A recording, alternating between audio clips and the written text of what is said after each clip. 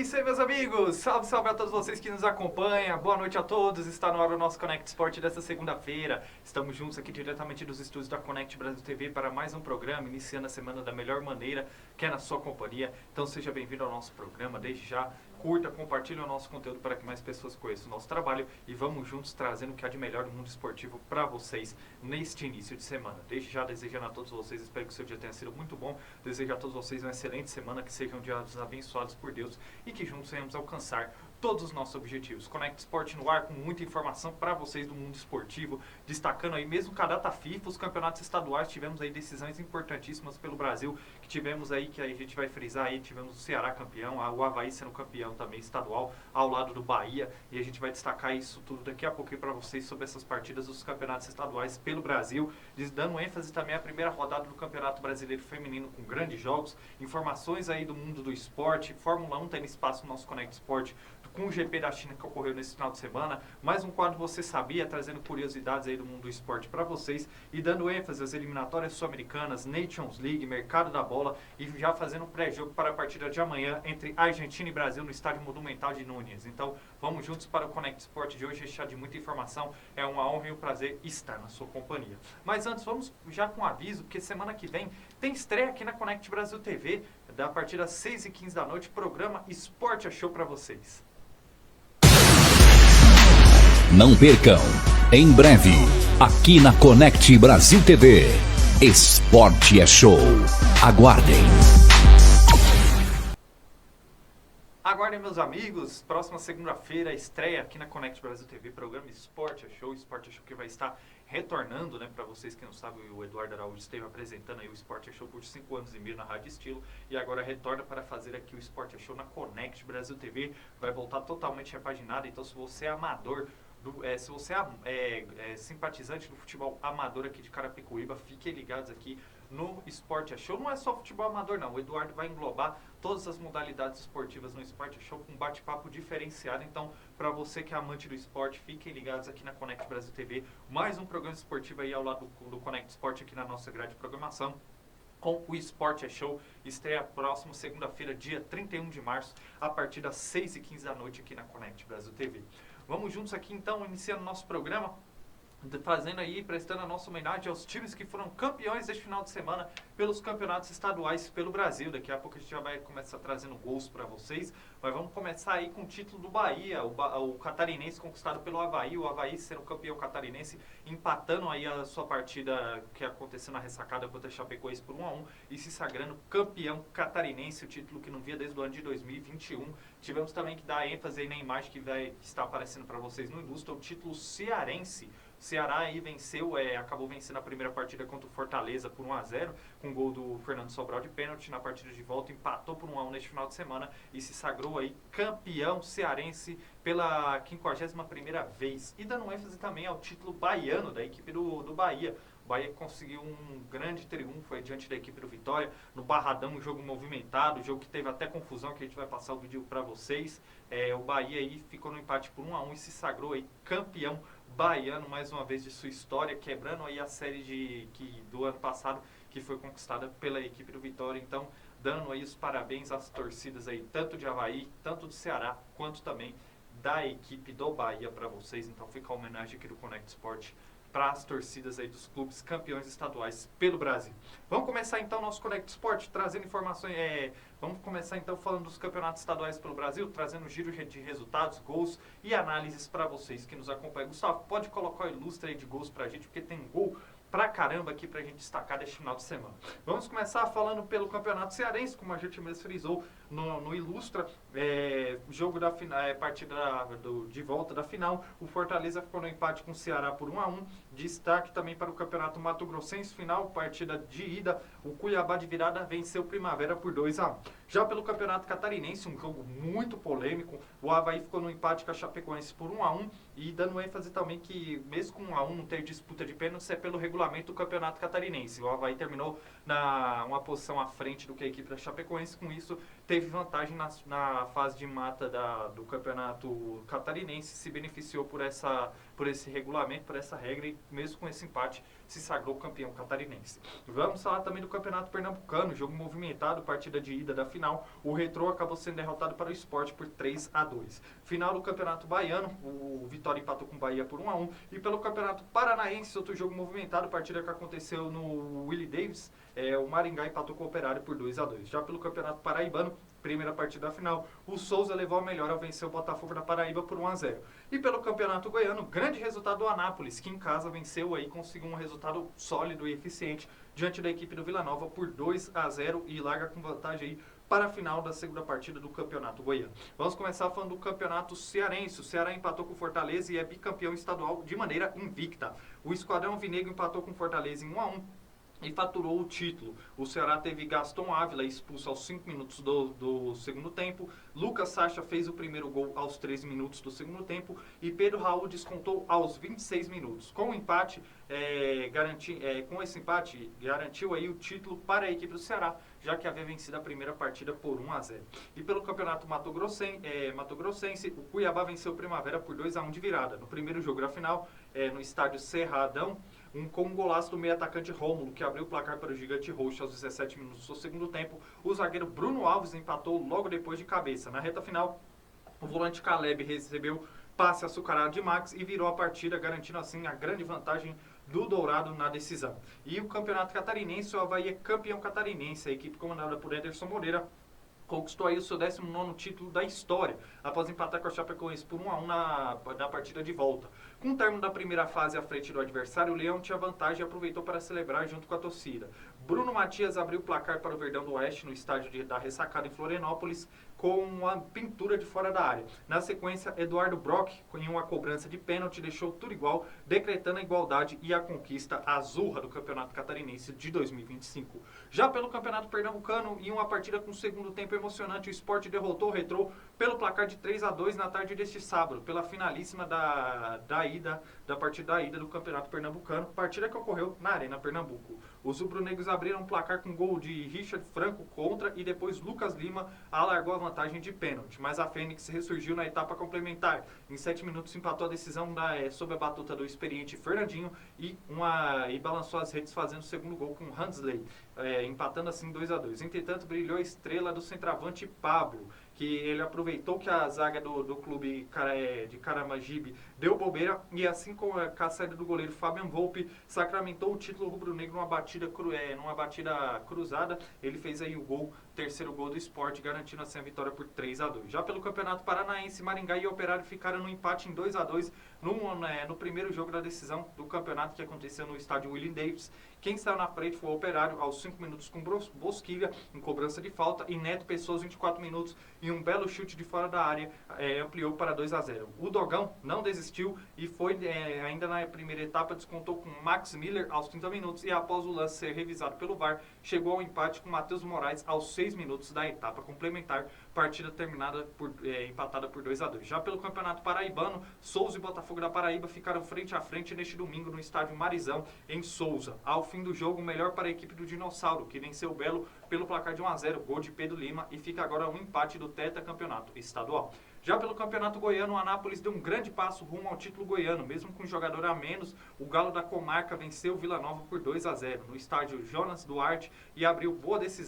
vantagem para a decisão de volta. O jogo da volta será realizado no próximo domingo no estádio Serra Dourada. Rubinho, atacante do Anápolis, foi expulso ainda no primeiro tempo. No fim do jogo, Locatelli e Samuel Michels marcaram os gols do Anápolis para a festa da torcida no Jonas Duarte. E para finalizarmos, vamos falar do Campeonato Baiano. Pela 51ª vez, o Bahia é campeão baiano. Se faltava um troféu para Rogério Ceni e seus comandados na galeria do Bahia, agora não falta mais. Após bater o Vitória por 2-0 no jogo da ida da semana passada, na semana retrasada, o Bahia empatou por 1-1 na semana que se passou na partida de volta que aconteceu no Barradão e conquistou o título do Campeonato Baiano. O treinador, que lamentou a falta de taças na temporada passada, sorriu na tarde de domingo ao contar com o brilho de Marcos Felipe com grandes defesas no segundo tempo e com o atacante Kaique, que entrou no fim para balançar as redes e dar números finais ao confronto. Claudinho anotou o gol para a equipe do Vitória, a partida ficou empatada por 1-1 e o Bahia se tornando aí campeão baiano de 2025.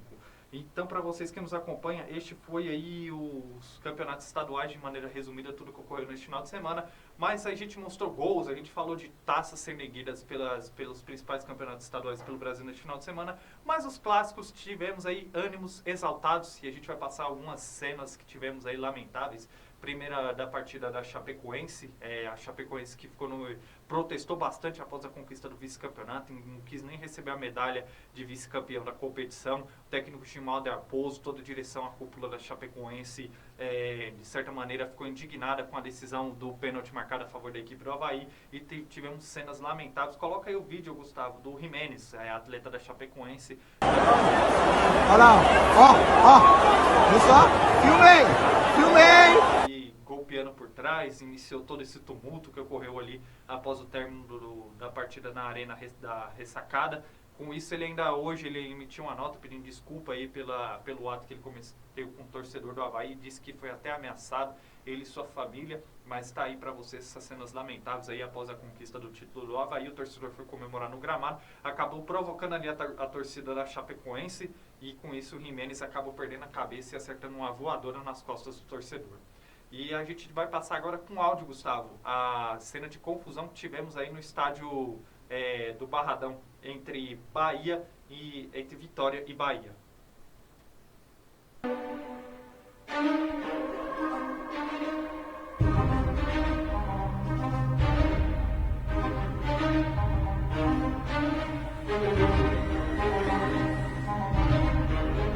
Tá passando aí para vocês o lance.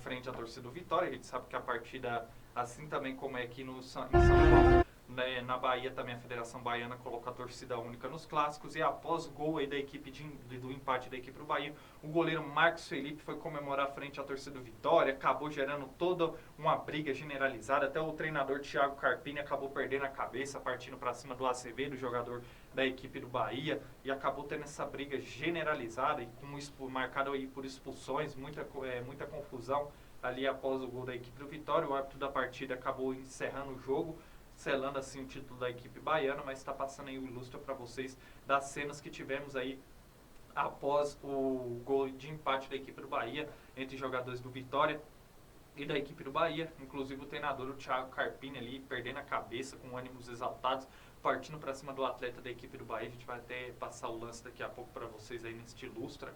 E a partida que foi marcada aí dentro de campo, muito disputada, com Vitória propondo o jogo, o Bahia se defendendo. No último lance da partida, o Kaique marcou o gol de empate. Isso aí acabou, de certa maneira, frustrando os planos da equipe do Vitória. Com isso, começou essa confusão de maneira generalizada. É uma pena, porque dentro de campo foi uma partida muito disputada, a torcida esteve presente, mas, infelizmente, fora dele, após aí o gol de empate, tivemos essa confusão entre membros aí da torcida, entre membros da equipe do Vitória e do Bahia para vocês. Então, fica aí esse ilustra, tanto da partida da Chapecoense do Avaí, quanto de Vitória e Bahia. Bom, vamos dar seguimento aqui ao Connect Sport. Então, a gente vai começar falando, agora a gente vai falar do Campeonato Brasileiro Feminino aqui em nosso Connect Sport.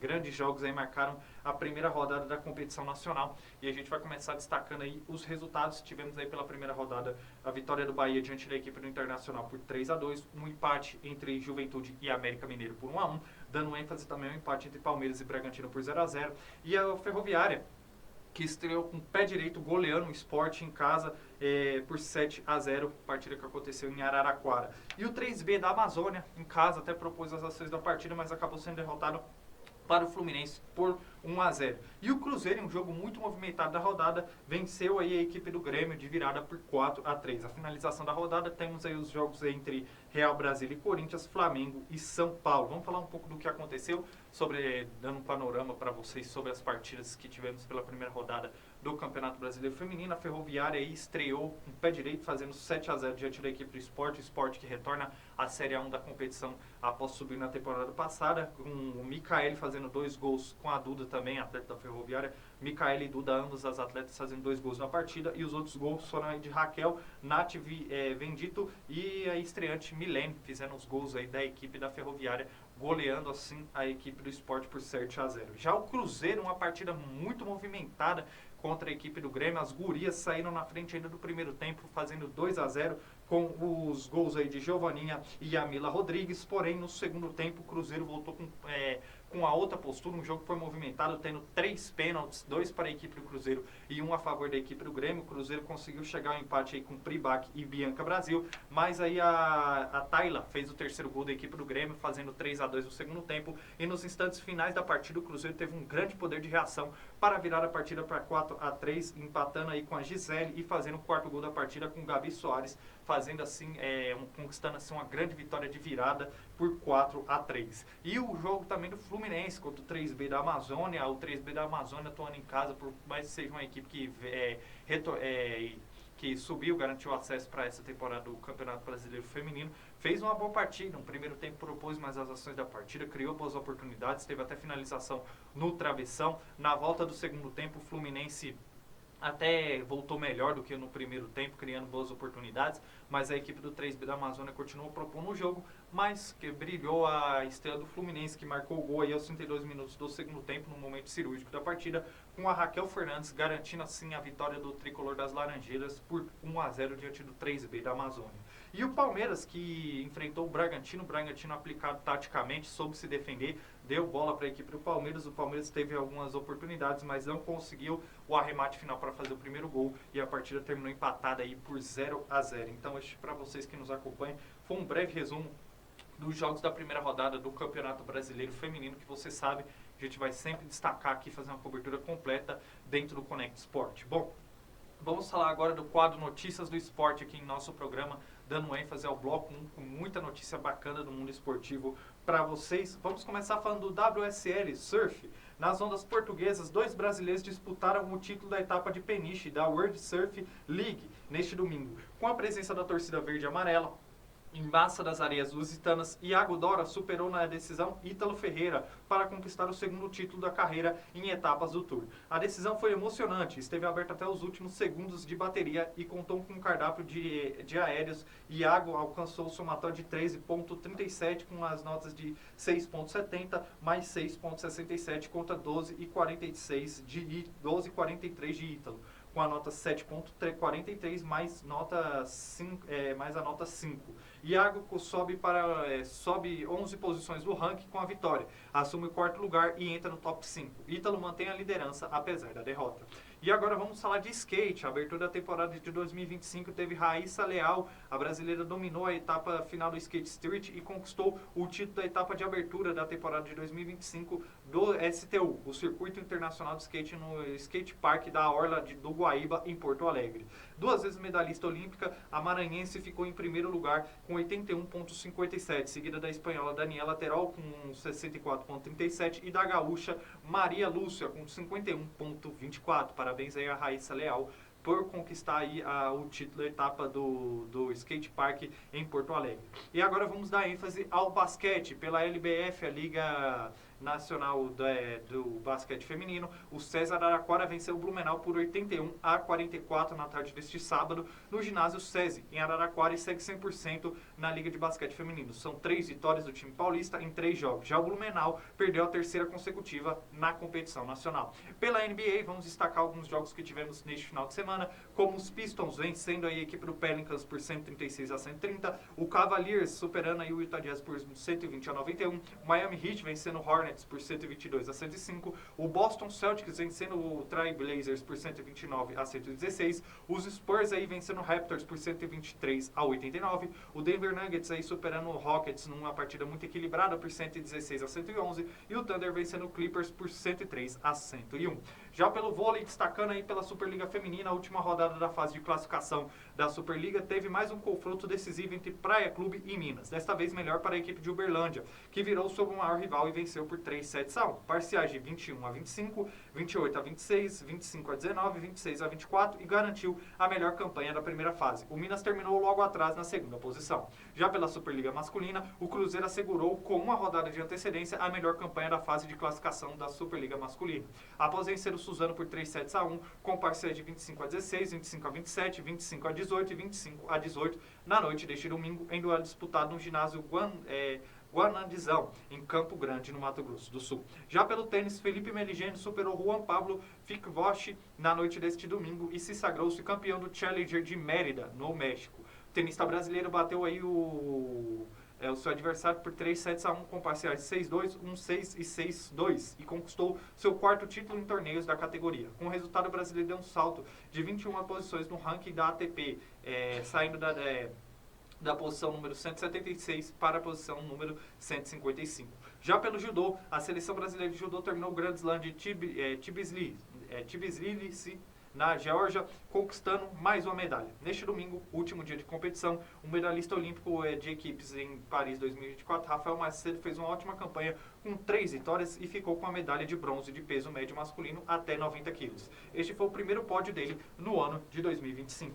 Já pelo Mundial Indoor de Atletismo, José Fernando Ferreira Santana, o Balotelli bateu o recorde brasileiro e sul-americano do heptatlo neste domingo, no último dia do Mundial de Indoor de Atletismo em Nanjing, na China. O pernambucano de 25 anos, treinado por Newton Moura, somou a nota 6.010 e melhorou a marca continental que era de Carlos Chinin, de 5.921 de 2014. Com o resultado, o Balotelli terminou em sexto lugar sua participação no Mundial, que teve o norueguês Sander Schouten como o campeão com a nota 6.475 pontos. O Brasil também teve a participação de Pedro Oliveira, ficando na 11ª posição com 5.504 pontos. Já pela World Series, o sábado foi de vitórias para o Brasil na etapa de Barcelona da World Series, o circuito mundial de natação paralímpica. Mariana Gesteira, atleta da classe S9, com limitações físico-motoras, foi ouro nos 100 metros costas, enquanto o Gabriel Araújo, o Gabrielzinho da S2, com deficiências físico-motoras, subiu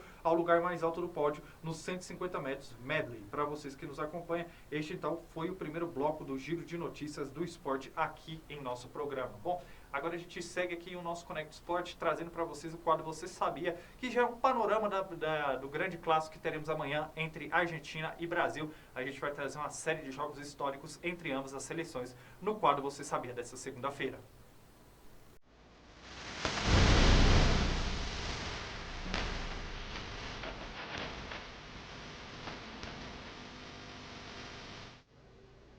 Vamos começar então que Brasil e Argentina protagonizam uma das maiores rivalidades do futebol mundial, marcada por jogos eletrizantes, gols memoráveis e disputas históricas. E aqui a gente vai trazer alguns jogos históricos de ambas as seleções. Começando aí por Brasil e Argentina no ano de 1914. Pela Copa Roca. A primeira partida entre Brasil e Argentina pela primeiríssima Copa Roca já era o quarto confronto entre os países. O segundo com a seleção brasileira de futebol de fato. Antes eram selecionadas regionais, mas foi o primeiro título decidido entre ambas as seleções. Disputado em Buenos Aires, o jogo foi vencido pelo Brasil, com o gol de Rubens Salles, que marcou logo aos 13 minutos de jogo. O troféu do torneio, muito celebrado na época e é hoje reconhecido pela FIFA como a primeira conquista da seleção brasileira em sua história. Agora a gente vai falar da partida de 1974, Brasil 2, Argentina 1 pela Copa do Mundo. Simplesmente não há como não colocar o maior clássico das Américas na competição do futebol mundial. Em 1974 foi a primeira vez que isso aconteceu. Brasil e Argentina se enfrentaram pela segunda rodada da segunda fase da Copa do Mundo da Alemanha. A seleção era atual campeã mundial e apesar da falta de jogadores como Pelé, Tostão e Carlos Alberto Torres e outros da campanha do Tri, tinham ainda excelentes remanescentes. Foram justamente eles que construíram a vitória brasileira. Rivelino abriu o placar aos 32 minutos do primeiro tempo, Brindisi empatou logo depois aos 35 minutos e Jairzinho fechou a conta com 5 minutos da segunda etapa, garantindo assim a vitória da seleção brasileira diante da Argentina. Outro grande jogo foi na Copa do Mundo de 1982, foi a terceira consecutiva a sediar um Brasil e Argentina, mas a partida em Barcelona foi a mais especial futebolisticamente falando. Foi a mais estrelada, com Zico, Sócrates, Kempes e Maradona, que terminou a partida expulso em uma das mais abertas entre as seleções. O Brasil de 82 deu um show de sempre, com Sócrates, Zico, Falcão e Cerezo comandando a partida e Leandro e Júnior correndo livres pelas laterais. 2 dos 3 gols saíram assim, um do próprio Júnior, a Argentina diminuiu no finalzinho, já sem Maradona, era o melhor do time em campo, mas emendou uma entrada em Zico, o autor do primeiro gol da partida, com outro no seu lugar, substituído por Batistuta. O jogo foi válido pela segunda fase e precedeu justamente a derrota da seleção para a Itália, a chamada tragédia da Sarria. E agora a gente vai falar da vitória da Argentina diante do Brasil no ano de 1990 pela Copa do Mundo. O mais recente clássico em Copas do Mundo foi o mais feliz para a Argentina desta vez. Em um dos maiores jogos entre Brasil e Argentina da história, por incrível que pareça, a seleção de Sebastião Lazzaroni não inspirava a confiança de ninguém. Muito pelo contrário, ainda assim tinha um bom time no papel. E o que fez seu melhor jogo no torneio contra os eternos rivais, pressionando desde o começo do jogo, colecionando bolas na trave e gols perdidos de Careca e Miller. A seleção argentina de Carlos Bilardo tinha Diego Maradona, o craque mordido pela derrota na Copa América de 1989 e motivado pelas dificuldades na fase de grupo, fez a antológica jogada no gol de Canidia, que foi o gol da vitória da Argentina diante do Brasil na Copa de 1990. Já agora a gente vai falar dos jogos aí entre a Argentina e Brasil de 2004 pela Copa América. Brasil e Argentina não tem mais como aquela final da Copa América de 2004. Foi inesquecível para o torcedor brasileiro.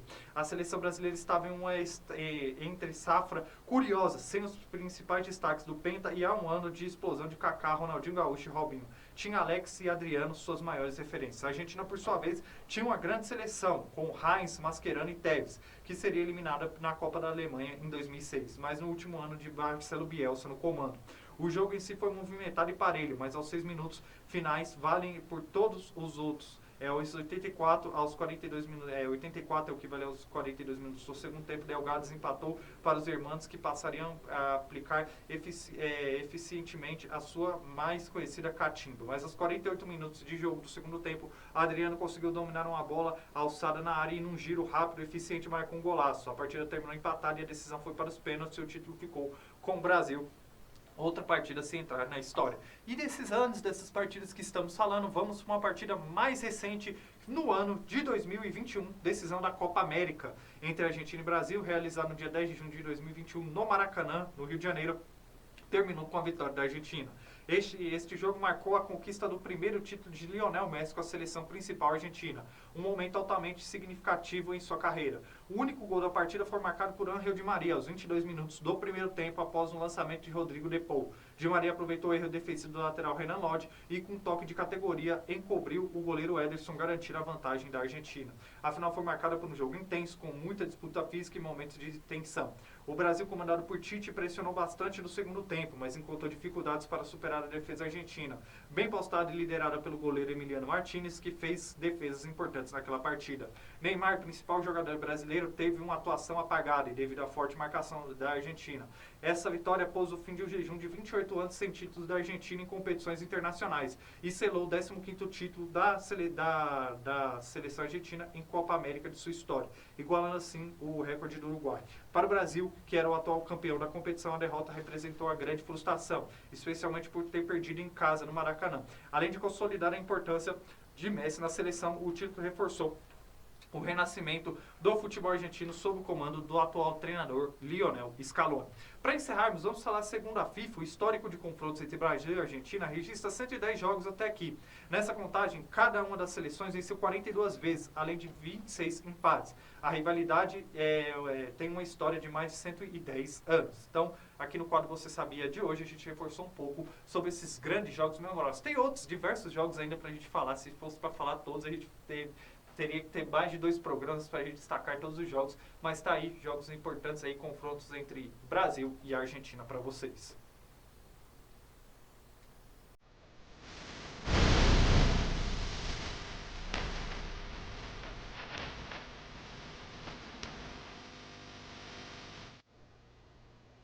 Fórmula 1 agora ganha espaço em nosso Connect Sport, trazendo informações do GP da China para vocês. Oscar Piastri liderou o GP da China de ponta a ponta na madrugada deste domingo para conquistar a primeira vitória de 2025. Pole position, o australiano conduziu em uma prova tranquila para confirmar a dobradinha da McLaren, segurada ainda pelo segundo lugar de Lando Norris e George Russell, chegou em terceiro lugar. Já o brasileiro Gabriel Bortoleto, beneficiado com as desclassificações de Charles Leclerc, Lewis Hamilton e Pierre Gasly, após a prova, ficou aí na 14ª colocação. Leclerc, originalmente quinto, e Gasly, antes 11º, foram punidos porque seus carros estavam abaixo do peso mínimo exigido. Após a prova, Hamilton, que terminou a prova em sexto, foi punido pelo desgaste excessivo na prancha de madeira em seu assoalho. O triunfo tranquilo de Piastri, que chega a 3 vitórias na carreira, se opôs ao que Norris viveu. Ele conseguiu ascender a vice-liderança na largada, mas sofreu com problemas nos freios, vendo a distância para o colega aumentar e Russell ser terceiro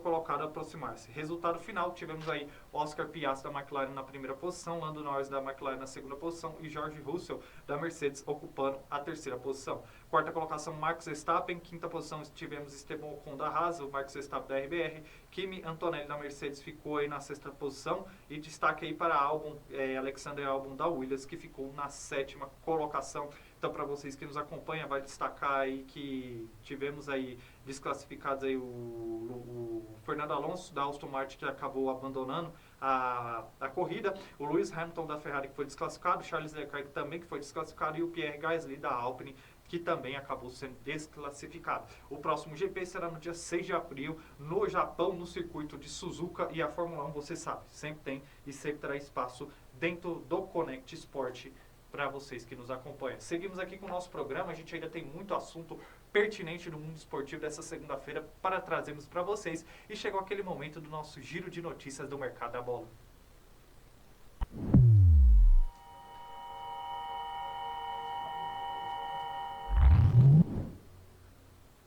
A bola vai chegando com tudo e temos notícias muito importantes para tratarmos com vocês. Vamos começar falando do Grêmio, que anunciou a contratação do goleiro Jorge, atleta que disputou o último campeonato gaúcho pelo Pelotas. O contrato do atleta com o Grêmio será de 2 temporadas. Ele chega aí para ser o terceiro goleiro no plantel do Grêmio neste ano de 2025.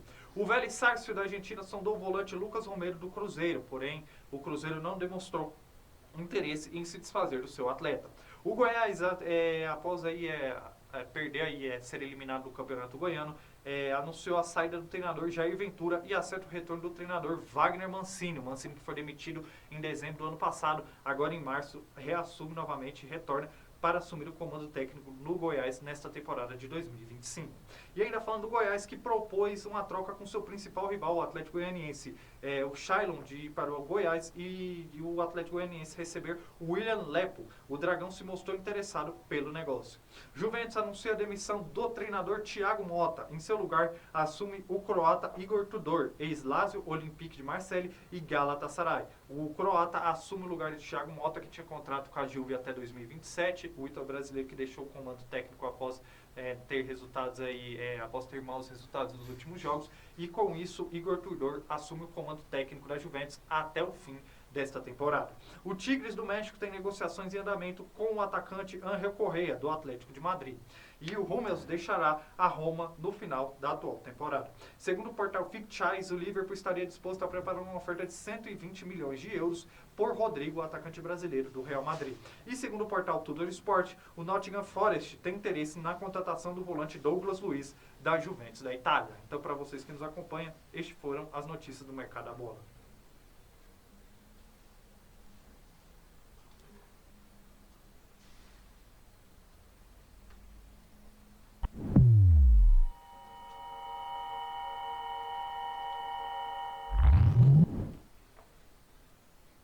Vamos dar ênfase agora às eliminatórias sul-americanas, 14ª rodada. Na tabela de classificação tem disputa aí para quem vai garantir vaga direta para a Copa do Mundo, que vaga também na repescagem. Então tá bem bacana de se acompanhar as eliminatórias sul-americanas, e a gente vai trazer os jogos dessa 14ª rodada para vocês. Destaque aí para o confronto entre Bolívia e Uruguai, Colômbia e Paraguai, Venezuela e Peru, e Chile enfrentando o Equador. Vamos falar um pouquinho aí da Bolívia, que enfrenta o Uruguai. O Uruguai aí que vem de derrota para a Argentina na última rodada das eliminatórias.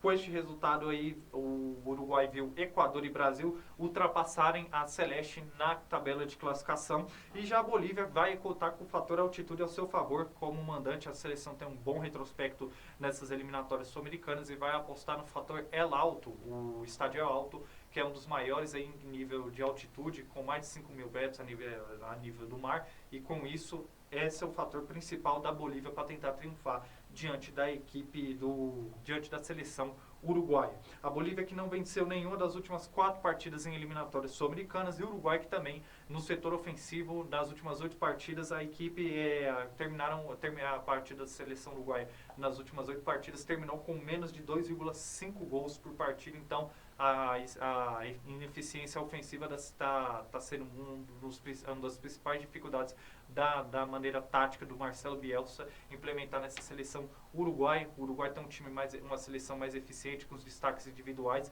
é favorito para essa partida, mas é muito difícil jogar na altitude. A seleção da Bolívia é uma seleção fraca tecnicamente, por mais que conquistou grandes resultados nessas eliminatórias sul-americanas, mas vem de derrota para o Peru e aposta as suas fichas total no fator altitude para tentar superar o Uruguai. Mas em nível técnico de ambas as seleções, eu acho que o Uruguai tem um time mais eficiente neste momento. E vale frisar, provável escalação de ambas as seleções, a Bolívia deve vir a campo com Vizcarra, Medina, Hakim, Morales e Sagredo, Villamil, Cuellar e Vaca, Roberto Fernandes, Miguelito, Algaranás e o técnico o Oscar Villegas. Já o Uruguai deve vir com Rocher, Nantes, Ronald Araújo, Jiménez e Matias Oliveira, Betancur, Valverde de la Cruz, Araújo, Pelistre e Darwin Nunes, o técnico Marcelo Bielsa. Agora a gente vai falar um pouco do confronto entre Colômbia e Paraguai. A Colômbia atravessa um momento de instabilidade nos últimos 5 jogos pelas eliminatórias sul-americanas. A seleção aí de Néstor Lorenzo sofreu 4 derrotas, inclusive a última sendo para a seleção brasileira por 2-1. Em contrapartida, o Paraguai vem no momento oposto. São 8 jogos de invencibilidade sob o comando técnico de Gustavo Alfaro. Então tem tudo para ser um jogo de muito equilíbrio entre ambas as seleções. A provável escalação da seleção da Colômbia deve vir a campo com Camilo Vargas no gol, Munhoz, Davis Sanches e Lucumi, Mojica, Juan Portilla e Richard Rios, John Arias e Rames Rodrigues, Luiz Dias e Borré, seleção comandada por Nestor Pitana. Já a provável escalação da seleção do Paraguai, comandada aí por Gustavo Alfaro, deve vir a campo com Roberto Fernandes, Juan José Cáceres, Omar Alderete e Fabian Balbuena. Júnior Alonso completa o sistema de defesa. Ramon Sousa, Andrés Cubas e Damián Bobadilla, Miguel Almirão, Sanabria e Júlio Enciso na parte ofensiva. É a provável escalação da seleção paraguaia para essa partida. Outro confronto para se frisar é entre Venezuela e Peru. A Venezuela atualmente está na 8ª posição com 12 pontos e segue lutando por uma vaga na repescagem, aí a seleção Vinho Tinto. Enfrentando o Peru, que faz uma boa eliminatória, a equipe que vem de vitória diante da Bolívia na última rodada por 3-1. Atualmente ocupa a vice-lanterna, 9ª colocação com 10 pontos e nesse sentido vem de uma grande vitória para tentar, de certa maneira, dar um ânimo novo para essa seleção comandada aí por Oscar Ibáñez, seguir nas eliminatórias sul-americanas, tentando buscar pelo menos essa vaga na repescagem. Seleção venezuelana deve vir a campo aí com Romo, González, Mejias e Ferrarese, Macon, Cáceres e Buen, Segovia, Belo, Soteldo, O Mendoza, Rondon na parte ofensiva. Fernando Batista é o treinador da seleção. Já o Peru deve vir a campo com Pedro Galese, Advíncula, Carces e Abraham, Trauco, Tapa e Carrillo, Penan, Andy Paulo e Brian Reina e Paulo Guerreiro no sistema ofensivo. E para encerrar, vamos falar um pouco do confronto entre Chile e Equador. O Chile que faz uma campanha desastrosa nessas eliminatórias, está em último lugar. Os chilenos aí que tem conquistado apenas 2 vitórias nessas eliminatórias. Nos últimos 13 jogos aí são 21 gols sofridos e apenas 9 marcados, enfrentando a seleção equatoriana, comandada aí pelo BKSS, que vem fazendo uma boa eliminatória, atualmente ocupa a 2ª colocação e tem apenas 2 derrotas nessas eliminatórias sul-americanas. Então é um jogo completamente difícil, por mais que o Chile vai jogar em casa, enfrentar a seleção equatoriana. Provável escalação de ambas as seleções a seleção do Equador deve vir a seleção do Chile, a equipe da casa deve vir a campo com Cortés, Loyola, Maripan, Paulo Dias, Suaço e Vidal, Echeverria, Cepeda, Aravena e Vicente Pizarro, Eduardo Vargas no sistema ofensivo, seleção comandada por Ricardo Gareca. Já a seleção equatoriana, comandada por Sebastião Becassese, deve vir a campo com Galíndez, Ordóñez e Torres, Pátio, Estupiñán e Caicedo, Vitti, Alan Franco, Plata, Corozzo e Ener Valência na parte ofensiva. Essa é a provável escalação da seleção equatoriana para esse duelo. Então, para vocês que nos acompanham, este foi um panorama técnico e tático de como as seleções vêm para esses jogos aí da 14ª rodada das eliminatórias sul-americanas, e a gente pode destacar aqui para vocês. Bom, a tabela de classificação, como mesmo frisou o Gustavo, já está esquecendo de passar, a Argentina está na 1ª posição com 28 pontos, seguido na 2ª posição do Equador Com 22 pontos, terceira posição vem o Brasil com 21 pontos, quarta colocação Uruguai 20 pontos e quinta colocação, por critério de desempate, vem a seleção do Paraguai com 20 pontos. Sexta posição ocupada pela Colômbia com 19 pontos e a seleção que estaria na repescagem se encerrasse hoje as eliminatórias sul-americanas. A sétima posição seria a Bolívia com 13 pontos. A Venezuela vem na oitava posição, brigando aí por essa vaga com 12 pontos. Nona posição, temos aí o Peru com 10 pontos e na última colocação a seleção chilena com apenas 9 pontos. Então, este é um panorama da tabela de classificação das eliminatórias para vocês que nos acompanham. Bom, vamos seguir aqui com o nosso Connect Sport. A gente ainda tem muita coisa para tratarmos aqui nessa segunda-feira e vamos com o nosso giro de notícias, bloco 2, muita notícia pertinente do mundo esportivo para vocês que nos acompanham. Bom, e vamos começar então destacando aqui as nossas notícias do esporte com uma notícia lamentável com as jogadoras do América Mineiro. 4 jogadores do América registraram um boletim de ocorrência denunciando assédio por parte de um dos assistentes da equipe de arbitragem da partida contra o Juventude pela estreia da equipe no Brasileirão Feminino. O fato ocorreu no empate por 1-1 contra o Juventude em Bento Gonçalves, no Rio Grande do Sul. O suspeito é o assistente Clayton Tin, que foi afastado pela CBF. Ele ainda não se pronunciou sobre o assunto. Um boletim de ocorrência foi registrado pelas 4 atletas no plantão da 8ª Delegacia Regional de Bento Gonçalves. No fim da noite desse sábado, o caso foi encaminhado à Delegacia da Mulher da cidade, que irá apurar o caso e tomará os procedimentos cabíveis a partir desta semana. E agora vamos falar sobre um acidente fatal no estádio Mané Garrincha, que atrasou o treino da seleção brasileira no último sábado. Durante a montagem da estrutura para uma festa, um prestador de serviço do estádio sofreu uma descarga elétrica e o atendimento retardou em quase 1 hora a atividade. O funcionário de 32 anos não resistiu e morreu após quase 1 hora de atendimento médico, com as tentativas de reanimação cardiorrespiratórias. Desejamos aí nossas condolências aí à vítima desse trágico acidente no estádio Mané Garrincha. E agora, a Chapecoense, a gente mesmo falou no início do Connect Sport, mostramos aí aquela briga generalizada que teve entre jogadores, comissão técnica da Chapecoense com a insatisfação da perca do título catarinense. Pois bem, após a confusão que culminou com um pênalti convertido pelo Avaí contra a Chapecoense, que garantiu empate, que decretou o 19º título catarinense ao Leão da Ilha, o presidente da Chapecoense veio a público. Alex Passos faz graves denúncias em entrevista. Segundo Alex, o árbitro Gustavo Ervino Bauerman, de 29 anos e com o escudo da CBF, tentou carreira como jogador e chegou a integrar a base da Chapecoense, mas foi vetado na promoção ao elenco profissional. Ele disse a seguinte declaração, abre aspas: na quarta-feira, quando foi anunciado esse árbitro, eu mandei uma mensagem para o presidente da Federação Catarinense de Futebol. Como que vai botar um árbitro que teve problemas com a Chapecoense? Ele foi dispensado da Chapecoense por ser ruim. Será que a federação não teria condições de trazer um árbitro de fora? Fecha aspas, durante a entrevista à CBN Floripa. O gerente de futebol da Chapecoense, Rafael Lima, confirmou a versão do presidente sobre o histórico do árbitro com o clube. E acrescentou que também vetou sua carreira. Quem vetou sua carreira foi o atual técnico da equipe, o treinador Gilmar Dalpozo. O presidente também afirmou que, além do jogo de volta em Florianópolis, o jogo da ida que ocorreu em Xanxerê terminou empatado por 2-2, teve erros do árbitro Ramon Abate Abel, que possui escudo FIFA. Errou na validação do gol do Avaí e não marcação de um pênalti a favor da Chape. A partir da segunda-feira, eles dizem que a partir dessa semana iriam procurar mudar de federação. Sugeriu até da Chapecoense se filiar à Federação Paranaense ou à Federação Gaúcha. Segundo o presidente, é mais fácil ir para Curitiba ou Porto Alegre do que ir para Florianópolis. E a gente vai acompanhar o desdobramento desse caso. A gente já teve aí notícias do Campeonato Gaúcho de 2026 que pode ter o Peñarol e o Nacional do Uruguai. Agora, será que vamos ter a Chapecoense, realmente os dirigentes da Chapecoense levando essa ideia em frente da Chapecoense mudar de federação? A gente vai acompanhando e vai informando para vocês. E agora a CBF divulgou na noite deste sábado a tabela detalhada das 3 primeiras rodadas do Campeonato Brasileiro Série B. A competição começará no próximo dia 4 de abril, numa sexta-feira com 3 partidas. Vamos destacar os confrontos da primeira rodada, que teremos aí Goiás enfrentando o Amazonas, o Paysandu recebendo o Atlético Paranaense, Criciúma medindo força contra o Operário, Coritiba enfrentando o Vila Nova, o CRB enfrentando a Chapecoense, América Mineiro medindo forças em casa contra o Botafogo de Ribeirão Preto, a Ferroviária enfrentando o Remo, o Volta Redonda recebendo a equipe do Cuiabá. Já o Avaí enfrenta o Novo Horizontino e o encerramento da rodada acontece no dia 7 de abril, segunda-feira às 7 horas da noite, o Atlético Goianiense enfrentando o Atlético de Minas Gerais.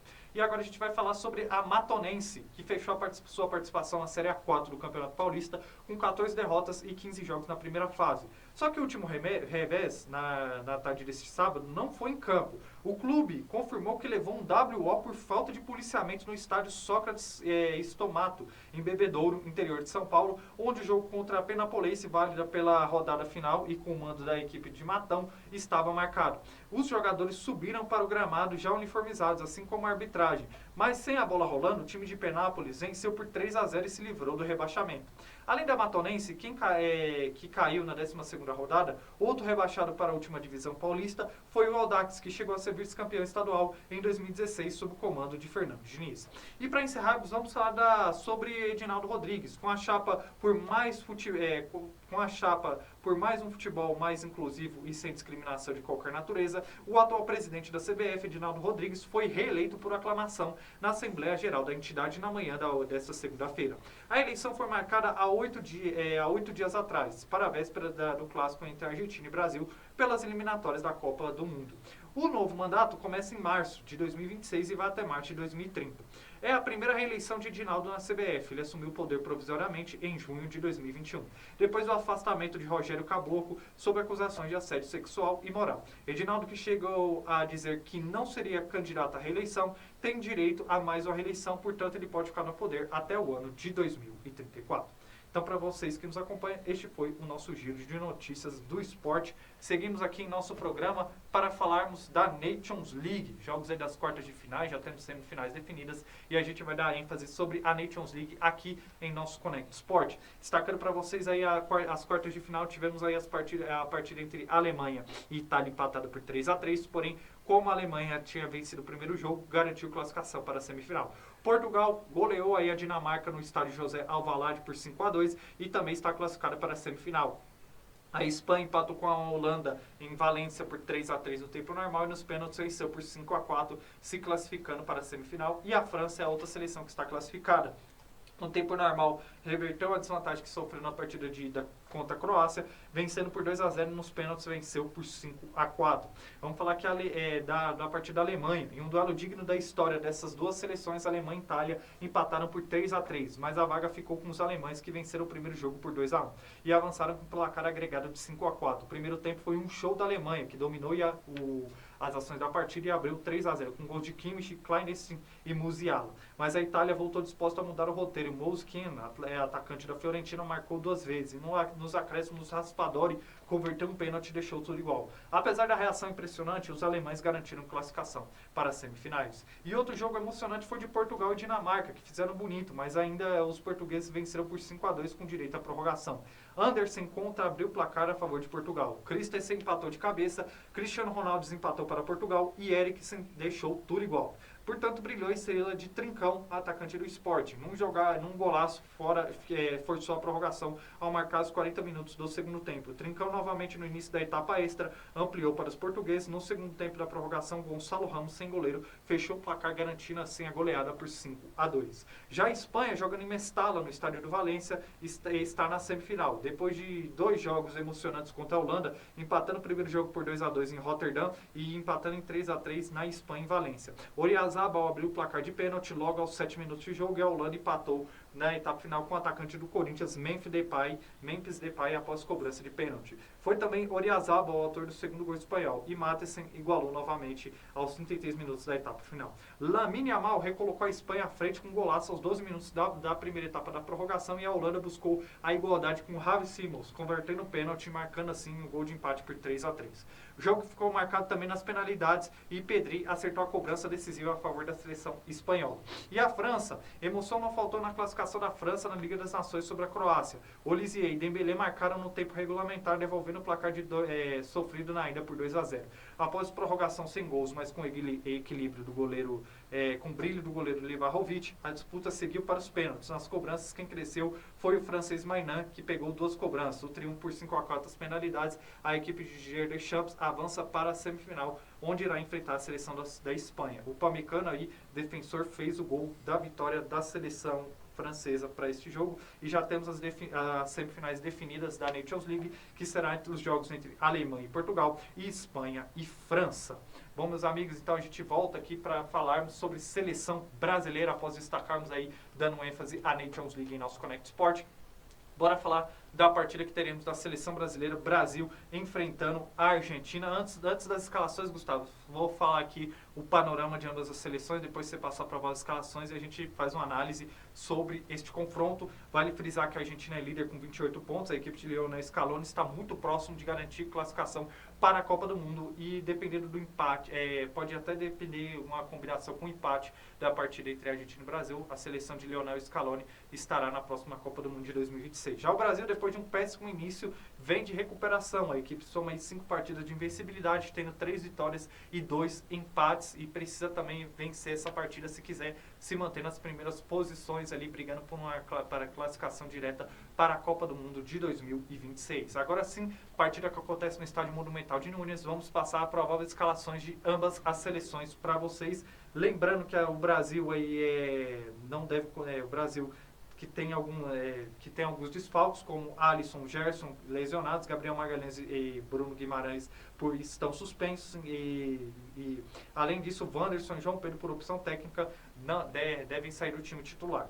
Vale frisar que a Argentina teve Nico Gonzalez, que foi expulso na partida contra o Uruguai, e além disso, não conta com jogadores como Lautaro Martinez, como Dybala, que são aí alguns desfalques da seleção de Lionel Scaloni. A provável escalação deve se jogar no 4-2-3-1 com o Dibu Martinez, Nahuel Molina e Cuti Romero, Otamendi, Tagliafico, Paredes, Enzo Fernandes, McAllister e Simeone, Almada e Julián Álvares. Essa é a provável escalação da seleção argentina. Já o Brasil deve vir a campo, essa escalação que praticamente já está confirmada por Dorival Júnior, com Bento no gol, Wesley pela direita, Marquinhos, Murilo e Guilherme Arana no setor defensivo, Joelinton e André, Rafinha, Rodrigo e Vinícius Júnior e Matheus Cunha na parte ofensiva. Essa é a escalação do Brasil, a provável escalação do Brasil para enfrentar a seleção argentina, partida que acontece no Estádio Monumental de Núñez, trazendo um panorama de duelos. No século XX, o Argentina e o Brasil se enfrentaram em 26 jogos, com 12 vitórias brasileiras,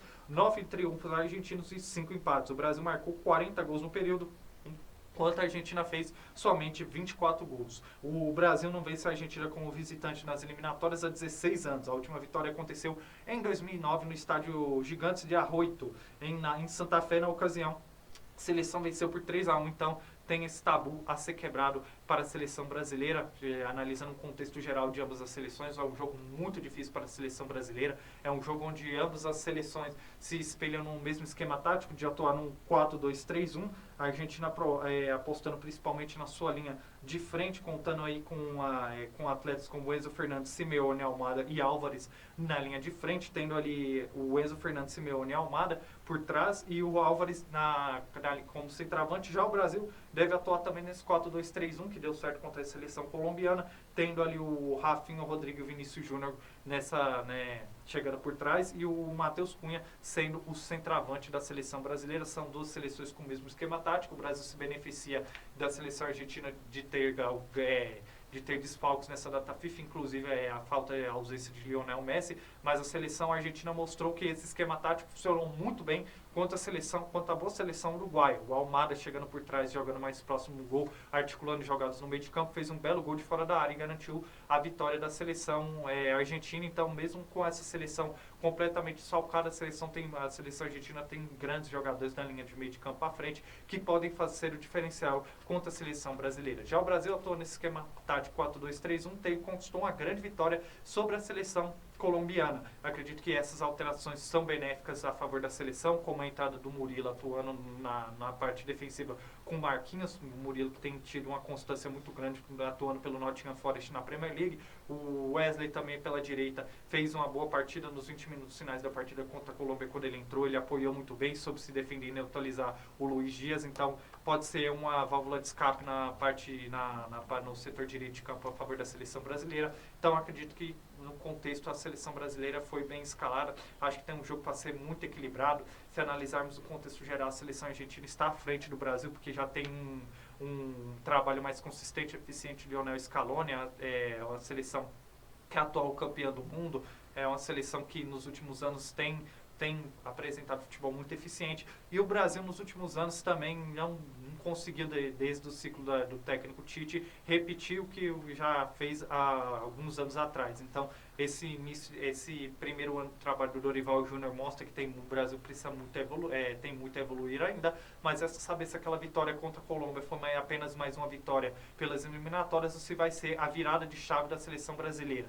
Acredito que o Brasil tem tudo para fazer um grande jogo contra a seleção argentina, mas na minha opinião vai ser um jogo muito equilibrado e eu já deixo meu palpite aqui analisando o contexto tático e técnico de ambas as seleções. Eu acredito que vai ficar empatada pelo placar de 1-1, mas vai ser um grande jogo aí entre ambas as seleções. De um Brasil tentando se firmar após vitória contra a seleção colombiana para tentar engrenar um novo panorama técnico e tático sobre o trabalho de Dorival Júnior, para que ele também consiga desempenhar o seu trabalho para 2026 de uma maneira mais tranquila, de uma Argentina que quer continuar sendo imbatível aqui na América do Sul, que quer continuar seguindo essa linha de mentalidade que o Lionel Scaloni tem implementado nessa seleção nos últimos anos e que deu muito certo, como a gente viu, título da Copa América de 2021, o último título da Copa do Mundo. Então tem tudo para ser um grande jogo marcado por muito equilíbrio, mas eu acho aí, eu vou ficar num placar de 1-1 para essa partida. E no Connect Sport quarta-feira a gente vai trazer um panorama completo sobre esse jogo para vocês que nos acompanham.